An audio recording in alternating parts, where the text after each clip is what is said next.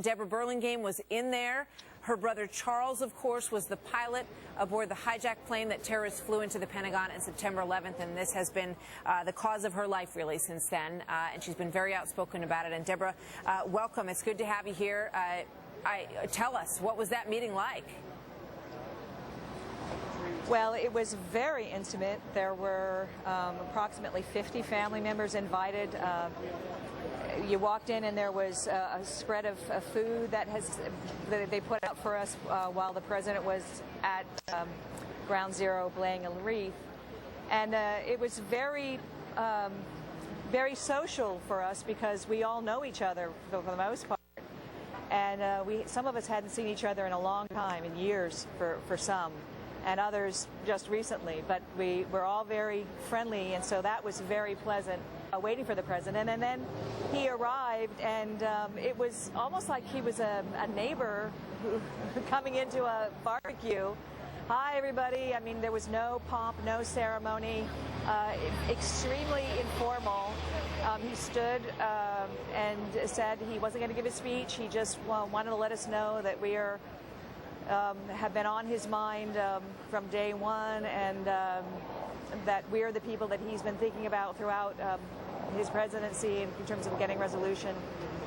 And that was all he was going to say. Now he wanted to just go around the room and visit with family members individually. They had set up tables, and they had an empty seat at every table with a reserved spot on it for him to sit down.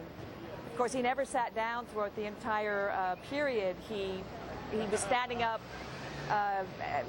taking pictures, shaking hands, people hugging him.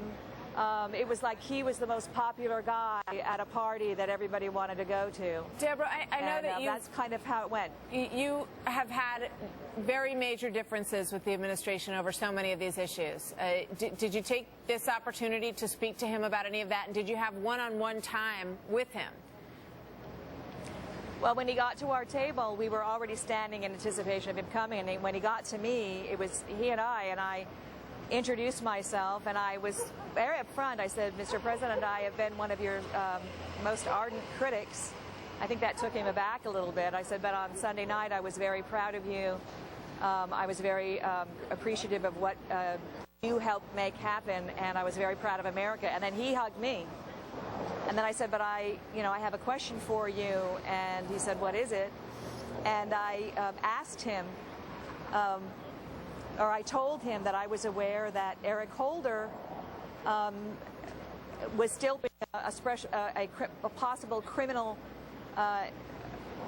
charges against the CIA interrogators, the very interrogators who got the information in enhanced interrogations from Khalid Sheikh Mohammed and Abdul Alibi, and even though that they'd cleared through two investigations. And I said, as a former attorney, I know that you can't tell the Attorney General what to do. And he said, no, I can't. And I said, but that shouldn't stop you from offering your opinion. After all, we wouldn't be here celebrating today if they hadn't done their job.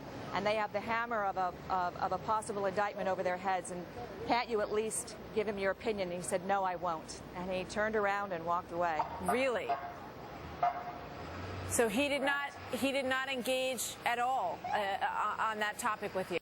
He said to me, well, you're a former attorney, you know I can't tell him what to do. And I said, sir, that doesn't mean you can't give him your opinion. And that's when he said, no, I won't.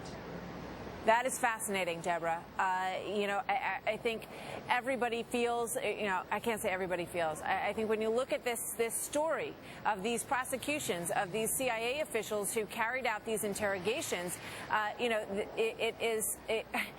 to think that the president has no say over that matter, or whether or not those charges would be dropped, or is not willing to discuss it with Eric Holder, I think a lot of people might take issue with that, and I'm asking you, do you believe that that's the case? Do you believe that he's not involved in that at all?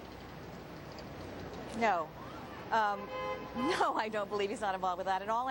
And while it's true, technically, he's not supposed to direct the Attorney General. The Attorney General, his client isn't the President. His client is us, you and me, the American people. And the President isn't supposed to interfere in investigations. But let's be real here. It doesn't mean he can't say to Eric Holder, this is my opinion, and he can't, he's a citizen just like the rest of us. There's nothing to stop him from giving his Attorney General his opinion. And in fact, members of Congress have told me that the Khalid Sheikh Mohammed decision was absolutely, Obama was calling the shots on that, and that Eric Holder was along for the ride. But the president, can use the Attorney General to distance himself from some of the harder decisions. But I don't think that that's what's happening here. I think that, or I don't know that's what's happening here, but I do believe that this prosecution, or the potential prosecution, and the special prosecutor, this is no longer about actually prosecuting people. It's about appeasing the hard left, who is obsessed with the whole torture narrative. And I believe that there's not going to be any prosecution, certainly not now that we know that they were instrumental in bringing down bin Laden, or at least a part of the, quote, mosaic. I think that they're just leaving it out there, and meanwhile these families have this hammer over their head, these CIA guys. I hear what you're saying, and we spoke about this a little bit earlier. The question, to drop the whole thing right now, for Eric Holder to come out and drop this whole thing right now against these CIA operatives, it would almost be too obvious, that there had been some kind of realization, perhaps, that the work that they did may have contributed, as Eric Holder has said, to this mosaic of intelligence that eventually led to this incredible moment when Osama bin Laden was actually killed. So, what do you think the game plan is now? Because you have followed all of this so closely. Do they just sort of let it wither, let it live out there for a while longer until there's the right moment to pull the plug on this thing while these CIA families wait, and as you say, they have a hammer over their head? Well, I think that there is a great deal of interest in exactly how this happened and went down. And of course, they're not going to give the operational details, and they're not going to want to get into some of the intelligence, which is still fertile and they can use. But we're talking about something that happened years ago. And Jose Rodriguez, who is the former counterterrorism head of the Counterterrorism Center, he's already out there in the public saying, he was head of that center from 2002 to 2005. He's saying that they absolutely got the ID on these couriers from enhanced interrogation. So they can't hold the lid on this, and the media is very much interested in it. Is this the topic that you are, you have been such a diehard, spokesperson for these issues over all these years? Is this where you're going to put your focus now that the KSM trials, that issue is off the table, at least for now? Those trials are supposed to get underway, hopefully soon at some point at Gitmo. Is this where your focus is going to be now?